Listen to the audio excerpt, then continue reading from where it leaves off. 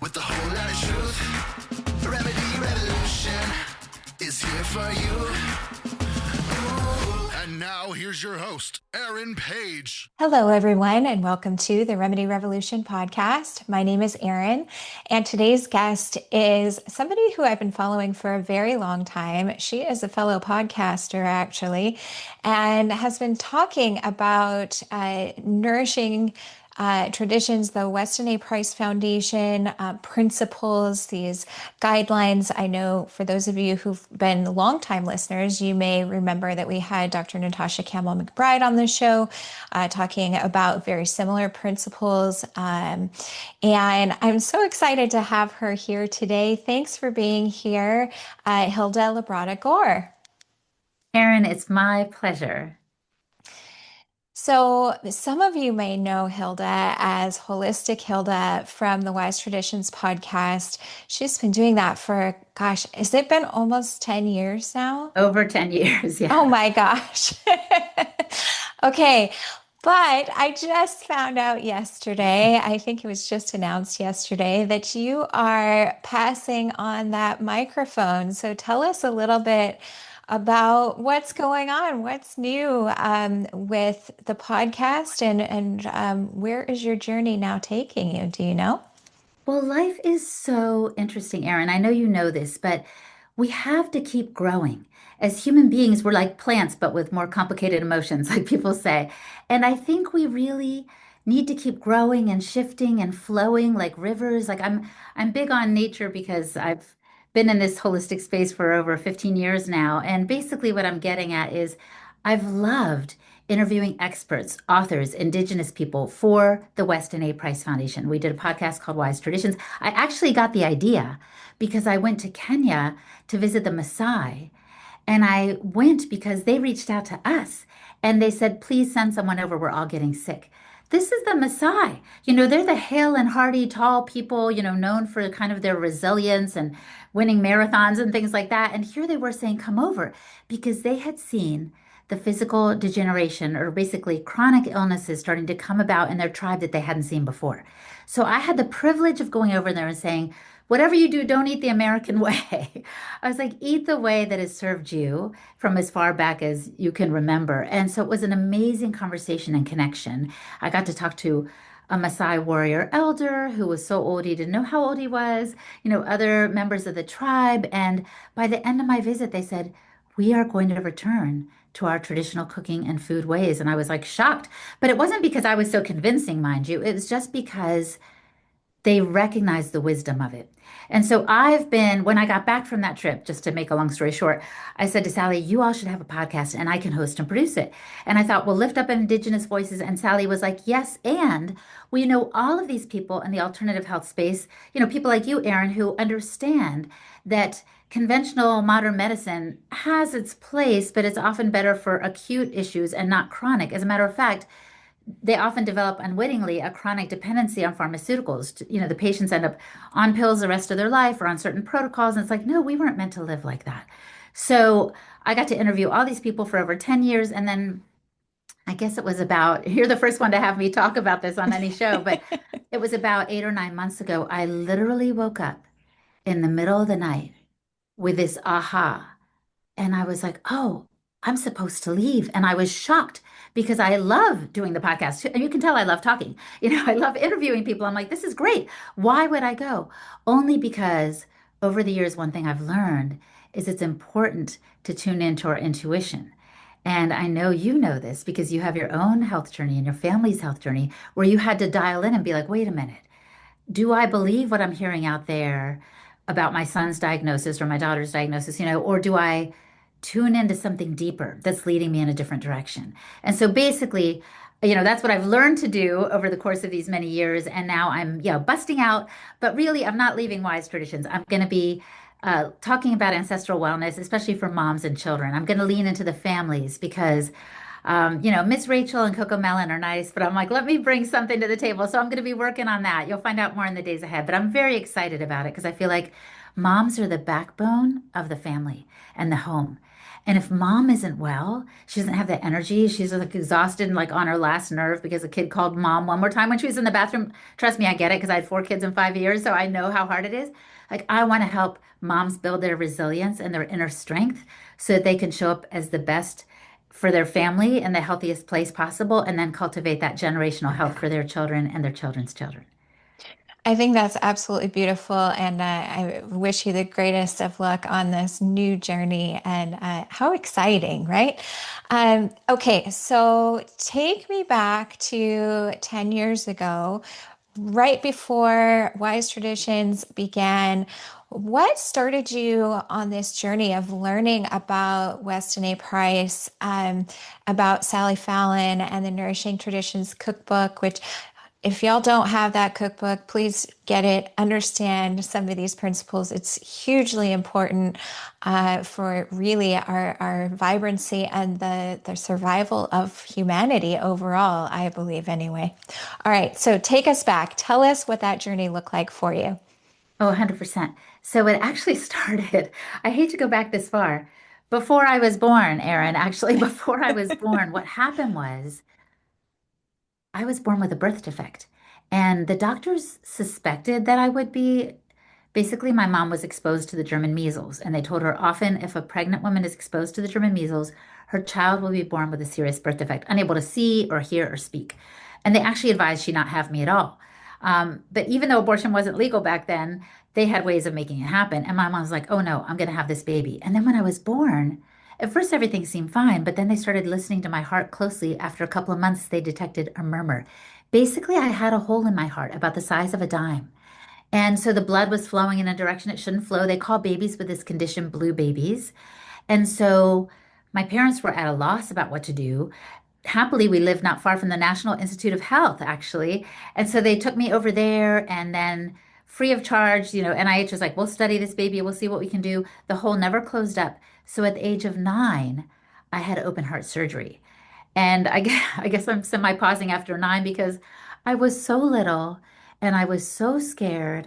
All those years between 0 and 9, I was nervous. Like I didn't know, is my heart going to make it? Can my heart hold me together? Because it had that hole that had never healed. I would never get on rides at amusement parks that say, pregnant women and people with heart conditions. I was like, I guess that's me. Like I was just so nervous and felt very scared and insecure. And then, even with the surgery, I can just imagine. I mean, I remember the night before being very nervous. And I woke up after the surgery the following day with a huge T on my chest because they didn't know how to do, the kind of little cameras and all the things they can do now. So they cut me open, they sawed open my bones, they cracked my rib cage, like all the things. They took my heart out, they sewed it, and they put it back in. So after they put me back together, I feel like I'm describing the Tin Man or something. But anyway, from The Wizard of Oz. But after they put me back together, they were kind of like, you can do whatever you want. And I thought, what do I want to do? And so I thought, well, I don't want to set foot ever again in a hospital. Literally, like that's what I was thinking at age 9, because I had spent so much time in and out of the hospital with catheterizations, with x-rays, with procedures. And I was like, no. So I thought, well, how am I going to do that? So my first entryway into this health and wellness space was through movement. I thought, okay, I'm going to be a gym rat. I'm going to teach exercise classes. And I did. This was not at age 9. But as I got older, I became a certified fitness professional, teaching kind of body pump stuff and all these things. And that was great. But it was a dear friend of mine that introduced me to the Weston A. Price Foundation. She said, Hilda, you can keep working out. That's great. She goes, but what we eat matters. And I was like, I don't care about what we eat. I just wanted to fill my kids' stomachs and, fill my own and move on. I was like one of those people that definitely was just, what do they say, living to eat or eating to live? I was just barely, I didn't care about what I put in really. But she was sick with a lot of conditions and she started to adopt some wise traditions principles and she started to see some healing. She had chronic fatigue, she had heavy metal toxicity. And I thought, this kind of makes sense that what God made, all the natural stuff, single ingredient, whole real foods are going to nourish me best. So I started making shifts in that direction. And this is probably maybe about 20 years now. My kids were between the ages of like 10 and 15, let's say. And I just started doing it, but I didn't like overhaul everything in my kitchen. I didn't like take out all the seed oils because I was just doing it bit by bit. I started with butter, though, I will say. I thought, let me replace the country crock, which I then understood was a crock, and introduced butter. And my family only became happier and healthier as I started to make these shifts. And so at that point, what kinds of realizations were the biggest for you? What things did you shift in your family and in your home that started to make you realize, gosh, maybe there is a better way of eating, and maybe it's found in real nutrient dense kinds of foods. And what I'm getting at here is for those that are unfamiliar, um, with the Weston A. Price Foundation principles, maybe go into a few of those things that were really life changing for you. 100%. So what happened was, as my friend was telling me, hey, what you eat really matters, I got Sally's book, Nourishing Traditions. I got Dr. Price's book called Nutrition and Physical Degeneration. So I will give a little background on who he was. So he was like this dentist guy and a researcher, actually. And he lived in Ohio, though he was originally from Canada. And he was treating these kids in his dental clinic. And he was like, wait a minute. These kids have like lots of cavities, crowded teeth, poor behavior, poor posture. Like there's a lot going on here. And at the same time, he got National Geographic magazine. And he would look at the pictures of these people in these remote tribes. And he was like, they look so much better, so much healthier. Of course, being a dentist, he couldn't help but notice the teeth, you know. They're straight. They have these broad smiles, broad faces. They have good posture. They look hale and hearty. He's like, okay, I need to travel the world and see how these people are living and what they're eating to see where they're getting this vibrant health. And he suspected, because he was a dentist, that the teeth tell the tale. He's like, their teeth look amazing. These kids in this, in the United States, this is probably like 100 years ago now, in the 1930s, their teeth looked horrible. So he's like, I want to find out what's going on. So he went with his wife, Florence, for like over 10 years. I think he took the summer. I don't know if she was a school teacher or what, but every summer they would go to a different isolated people group. And he really did this very scientifically, Aaron. Like he looked for isolated people groups and he asked permission. He was very respectful of the indigenous cultures and said, can I look in your mouths? Can I record and even take samples of your food and send it back to my lab in Ohio for analysis? I want to see what's going on. And the long and the short of it is, from Switzerland to Alaska to the South Sea Pacific Islands, to Kenya and Peru, he found people had all these different diets, but they were all more nutrient dense. So basically, the Weston A. Price Foundation was established in his name, and they have 11 principles pointing to the work of Dr. Price and building on it a little bit. The commonalities that all these people had in their diets. And I think number one is the first one that made an impression on me and my family's choices, I would say. And it was said, Dr. Price found no refined or denatured foods among the healthiest people on the planet. What does that mean? He didn't have any ultra processed foods. He didn't see any ultra processed foods among these people. So no wonder they were healthy. But when they introduced things like white flour and sugar and canned foods and oils and coffee, he saw the deterioration of their health. Because you might be like, well, that was maybe one indigenous group compared to a different tribe. No, they were sometimes related. And some had started to accept what he called the displacing foods of modern commerce.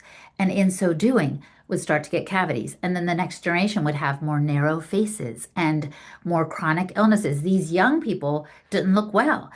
And oh, there's so many stories I could tell you, but that one made a big impression on me. So avoiding what's fake, basically, and embracing what's real is what our family started to do, which is why I went to butter over country crock. And then the third principle of kind of the wise traditions diet or these Weston A. Price principles is nutrient density, that you're not just looking to fill your belly, like I was saying earlier. You're really looking to build the body. And Dr. Price found that the indigenous diets of people around the world were 10 times higher in the fat soluble activators, meaning vitamins A, D, probably E also, and K. And these are rich in animal products like eggs and meat and butter and milk and seafood. And so he's like, okay, so we need to change what we're doing in the US because they had started eating these displacing foods, like I said. And so I'm just going to tell you a quick story and then we can move on. But so he, after he did all these travels, was like, I'm going to do an experiment. And with these kids at this one school, I'm just going to feed them one nutrient dense meal a day and see if it makes a difference in their health and their behavior and their learning. So he started making like a little stew, or he worked it out. So I'm not saying he was the one making the stew, but he found people to make a stew, serve a stew, and then like a sourdough bread and butter and raw milk and all the things. The kids behavior, their grades, their attention, everything shot up. And so it proved kind of in real time, in his time, the benefits of real food. And this is one reason why I am so excited to see more and more people reading labels these days, more and more people talking about how the pyramid was messed up and we need to shift it because we need to return to those foods that nourish us best. So I started with butter. I think fats are a great place to start. Sally Fallon likes to say, get your fats straight, but also just to incorporate more real, whole, single ingredient food. So we have a lot of, meat in our diet, raw dairy, eggs, and just, some vegetables and fruit, and obviously fermented foods too. That's something that all the people had too, something fermented in their diet because those live enzymes really help you with digestion. So, but there are 11 principles, but I would say number one and number three were the ones that made the biggest difference for me. Okay, and then tell me a little bit. So you kind of have followed in the footsteps of Weston Price and with regard to traveling to various locations to connect with the peoples who have been practicing these uh, principles of nutrition just by the nature of the way they're living. So tell me a little bit about some of those travel experiences and some of the people you had the pleasure of meeting.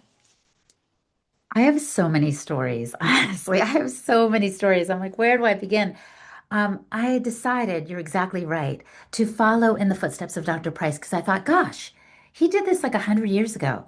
Who's still out there holding on to traditions like almost by a thread, right? Because modern life has crept into so many communities. I don't know if there are any untouched people groups anymore.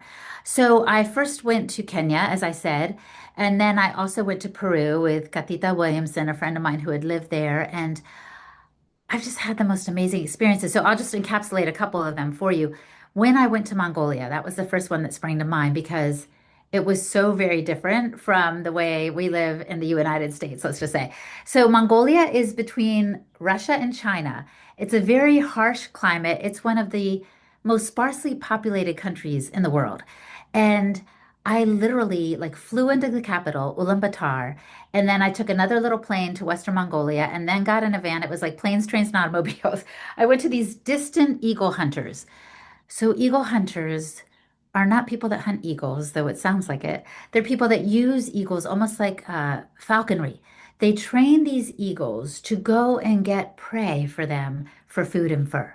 So the eagles would be trained to go get foxes or rabbits and bring them back, and then the family, skins them, eats them, and shares some with the eagle as a reward. Anyway, when I was with these people, I was very impressed by their beautiful, broad features.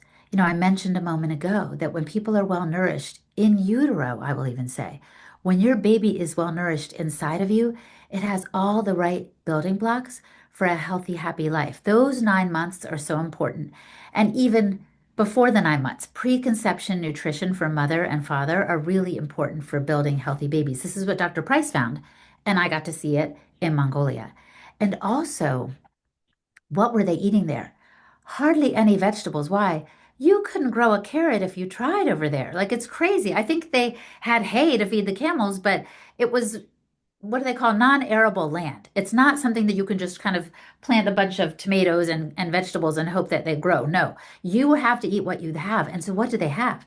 They had a lot of meat. So from their, actually, I don't think we ate yak, but we definitely had cow and lamb and goat and I hope I don't offend anyone, but even horse, like we had the meat of the animals at hand. And I will say this too, they honored the animal we ate nose to tail. Like I literally remember one of my hosts like scooping brains out of like a goat skull, and I was like, thank you. I think, but honestly, I know that the organ meats and the off bits, what we call offal, is actually really good for you. They are more nutrient dense. Like brain is literally good for the brain. Eyes are good for the vision, like all the things. Eat more heart because it's got CoQ10 and other factors that are good for your heart. Like it's just amazing. And this is maybe one thing we've gotten away from in our modern society. We turn our noses up at, maybe on meat on styrofoam plates covered with plastic, and probably rightly so if we don't know where it came from.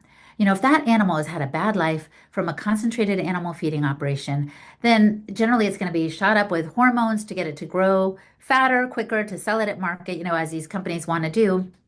and it's been stressed, or even they've made it into ground beef because it was dying and wasn't providing milk anymore. So they're like, let's just turn this thing. I mean, I don't want to know, in a way, all that goes on in those CAFOs. So what you want to do is find a farmer that's local, a small farmer that does things regeneratively, where the animals are living their best life, and then they, in return, after the caretaking of the farmer, they give their life in return. And so you're eating meat with good energy, hopefully less vaccines, and so you're taking in all of the nutrients that that animal can provide. So all this to say, to go back to Mongolia, we ate mostly dairy products and meat and fat. Like, and it makes sense too when it's cold, right? Like I'm sure if we were living on the South Sea Pacific Island, the diet would be more, shrimp and seafood and crabs and tropical fruits. Like that's not available in Mongolia. So I would say if anyone's like, gosh, where do I start? This lady sure is talking a lot. Like I would say get your fat straight. Look to butter, lard, tallow, coconut oil, very good, healthy, saturated fats for your main fats. And then also just try to get in more nutrient density. So it's generally going to be more animal products. This was Dr. Price's greatest disappointment. Actually, he said he thought he would find some plant-based culture, but he didn't. So everyone's talking these days about protein, and protein definitely is important, but I would also say fat. So that's where I would start. Yeah, absolutely. So I have confessed on the podcast a few times about being a vegan for a few years and being probably the most unhealthy I've been in my entire life at that time, despite doing all the quote unquote right things. I had done all of the things that supposedly you were supposed to do and making sure that you were eating a well-balanced diet. And I was not a mac and cheese, mac and fake cheese vegan. I was definitely eating the all of the vegetables and fruits and things that you're supposed to eat as a vegan.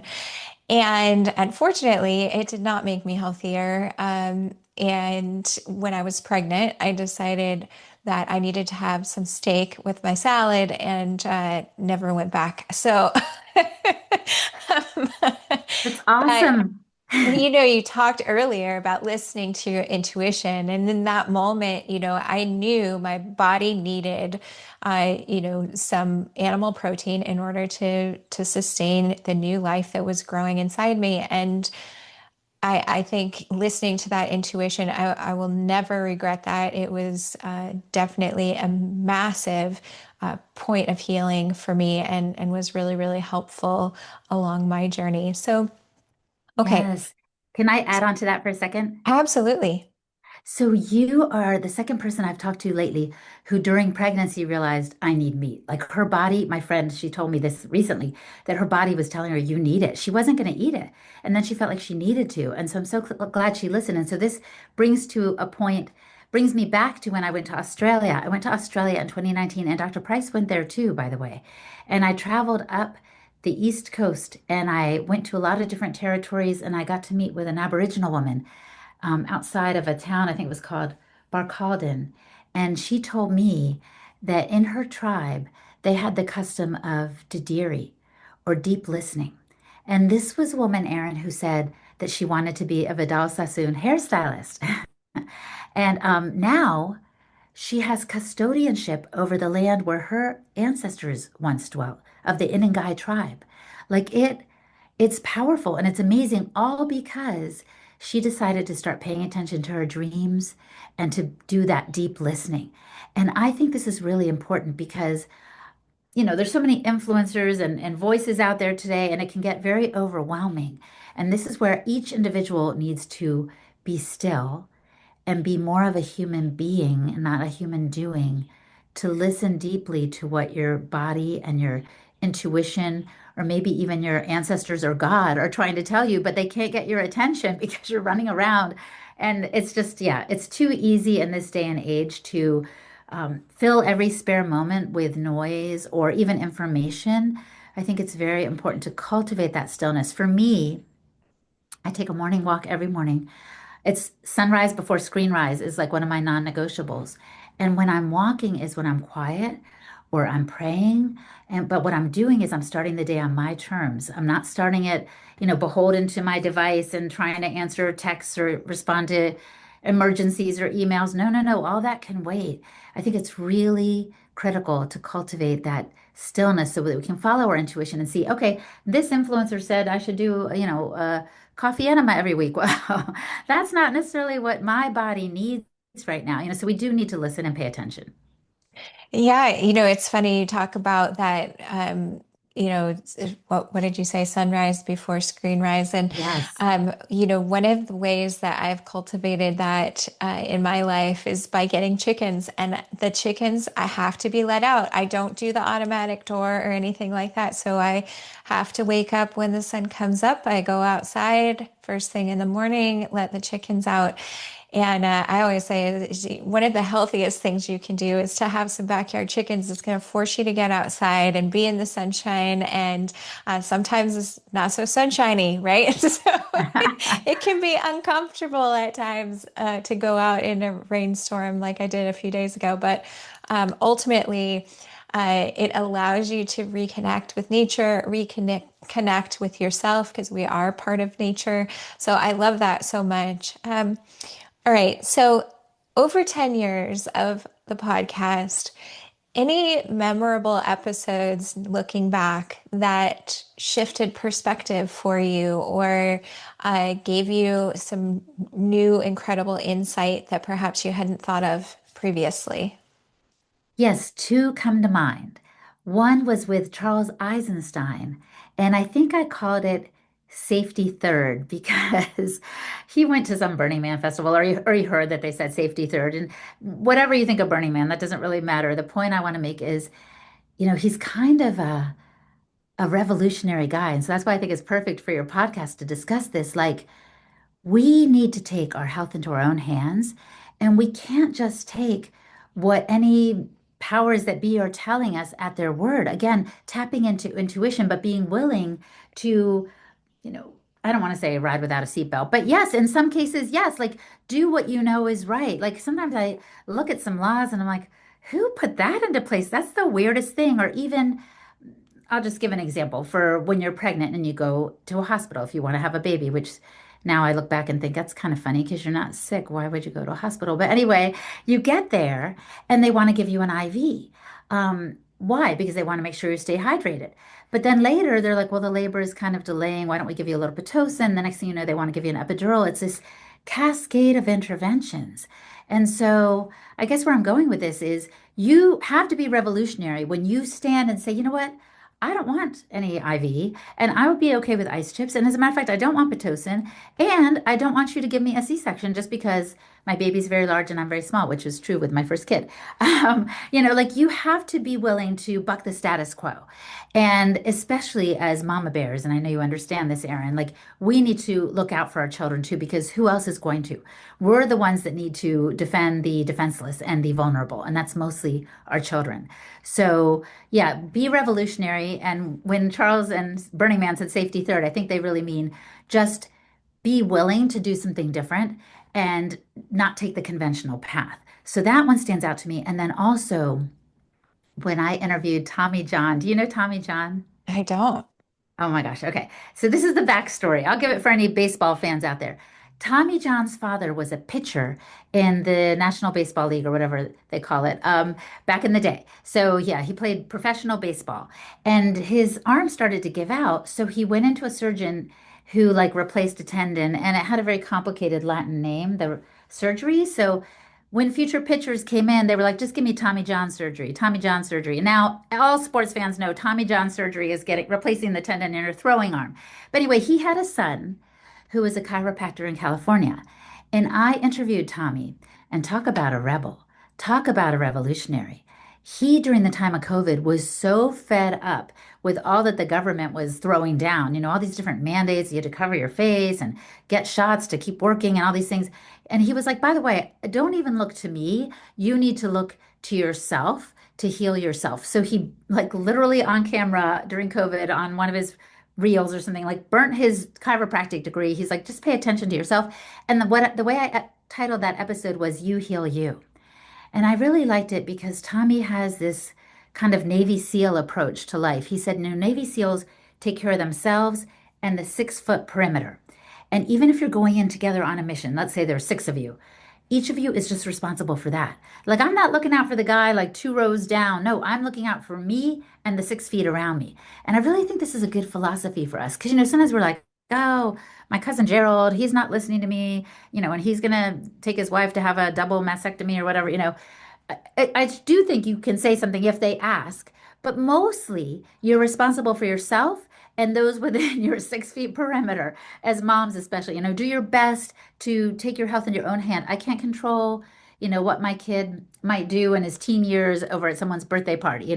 But when they're little and under my roof, I can control a lot of their environment and their nutrition and really make sure it's optimized for their health and my own. So those are just two that really stand out to me. It's interesting as you were speaking, I was thinking about the 6 foot COVID rule and how that was really designed to keep us 6 feet away from everybody else within our perimeter. So it's very interesting that in speaking about taking care of those things that are close to you, it brings to mind this idea of, some of the COVID mandates were very much about us having to separate ourselves from everything in the natural world around us, including friends and family members. So, anyway, I just thought that was kind of an interesting It point. is interesting. And they did come out later and say, well, we just kind of picked that number arbitrarily, like they didn't have any basis for it. Yeah. As a matter of fact, someone even said there was someone's daughter in the administration at that time who had been a part of a science fair and said something about being 6 feet apart. And so the dad incorporated that into a conversation with Fauci. And the next thing we knew, we were all staying 6 feet apart. Well, I certainly wasn't, but many people were. And that was unfortunate. Well, you and me both, we were the rebels out Yeah. there. Yep. Yeah, absolutely. Okay. So, now where do we go from here? Because I find this question to be so poignant at a time where people feel very divided, people feel very separated, not only from each other, but also from the natural world. There's a kind of a layer of it just feels like this opaque layer of junk, of false narratives, of AI, of all of these things, so that we are questioning just about everything within our reality, but at the same time we're also complacent with all of these things that are coming in and at us at a million miles an hour, it feels like. So from your viewpoint, where do you suspect we need to go from here, and how do we get back to these principles that not only Weston A. Price espoused, but people that you've interviewed perhaps have really been trying to forge ahead with in the coming years? Erin, thank you for asking me that question. I think it's really important. I have two thoughts. One is we need to come to our senses, literally and figuratively.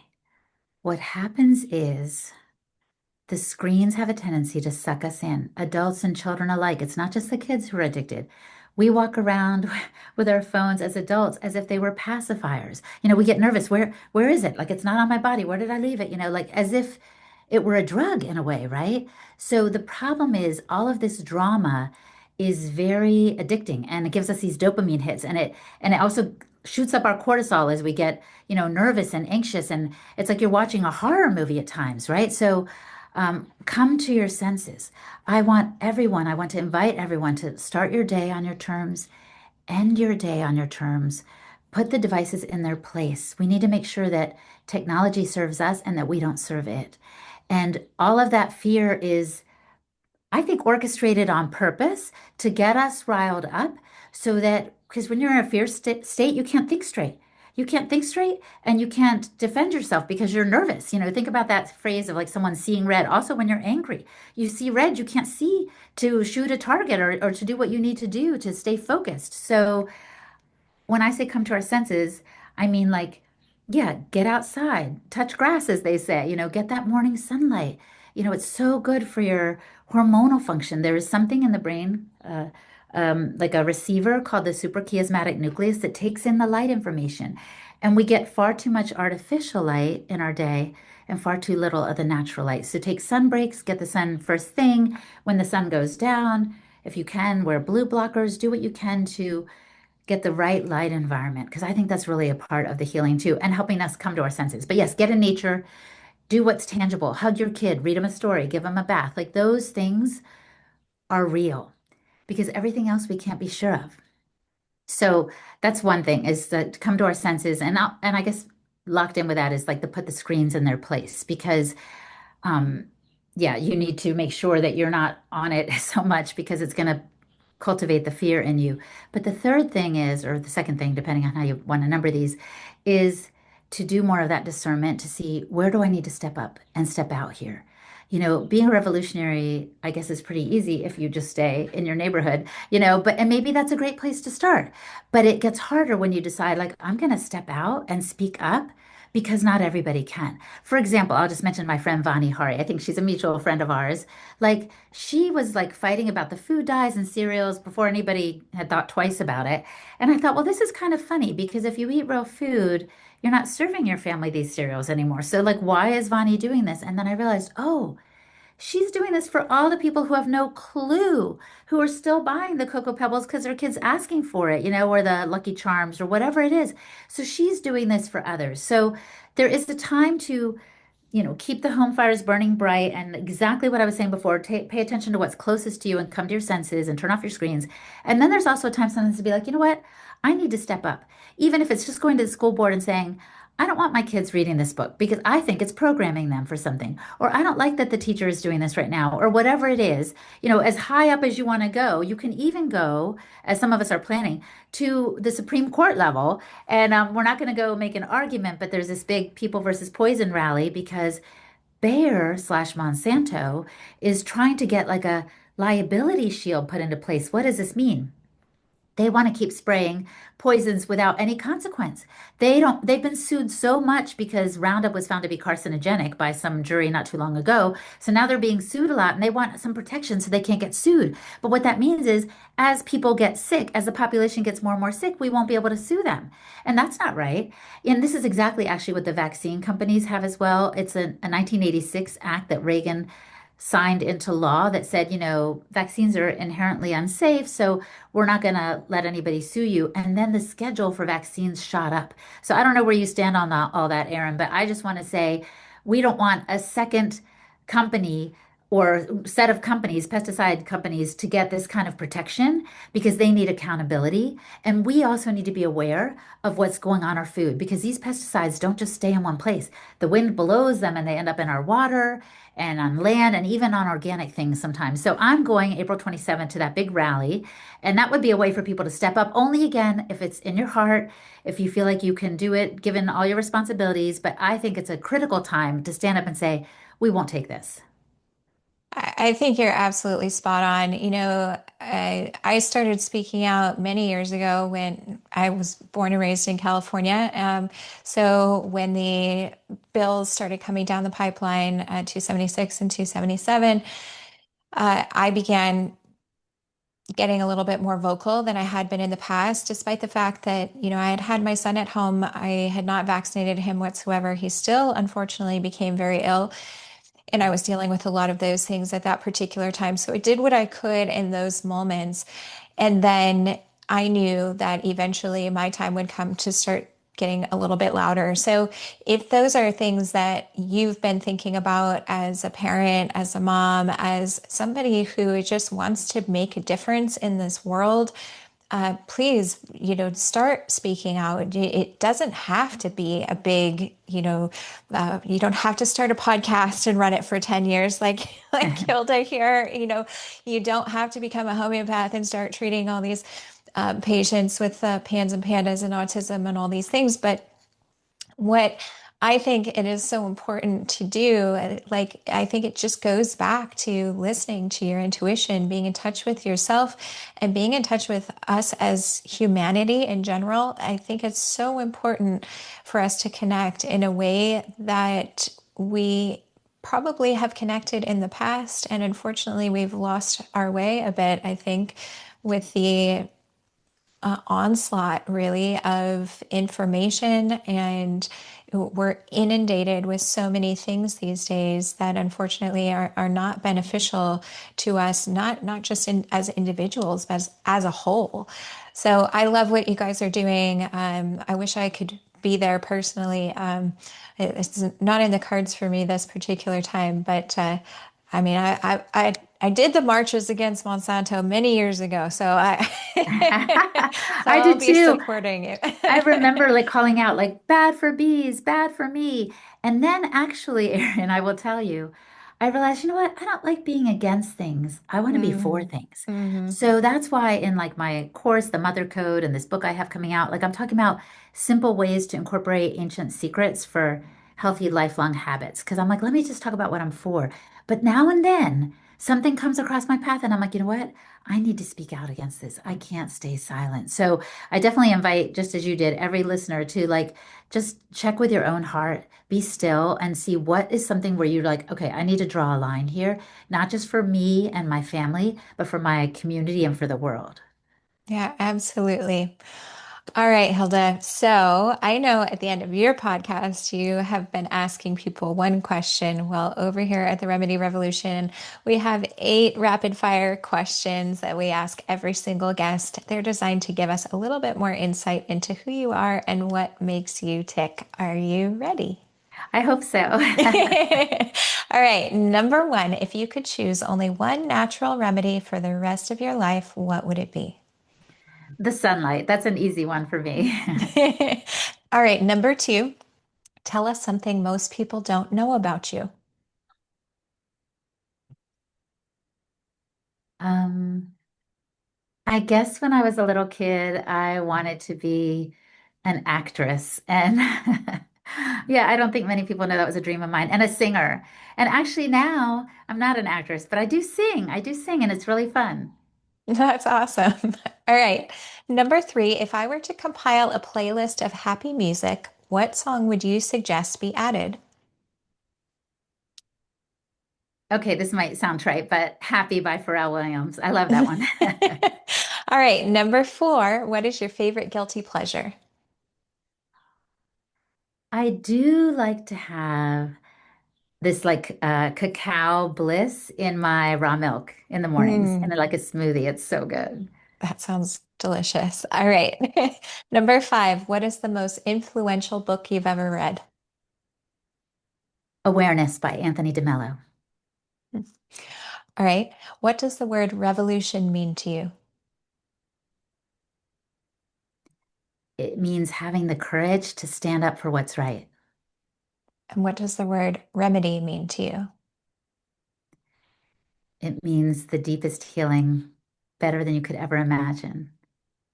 And lastly, if you could impart one piece of wisdom onto our listeners, what would that be?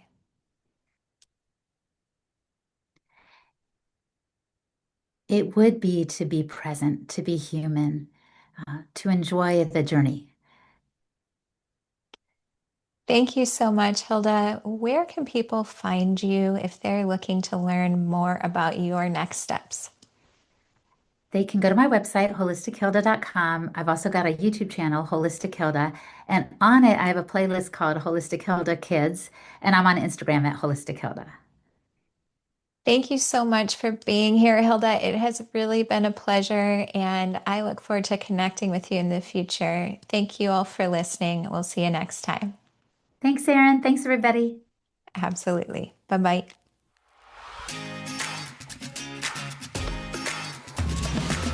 With hope as a guiding light, through darkest days we'll fight the night. With a whole lot of passion, with a whole lot of truth, Remedy Revolution is here for you.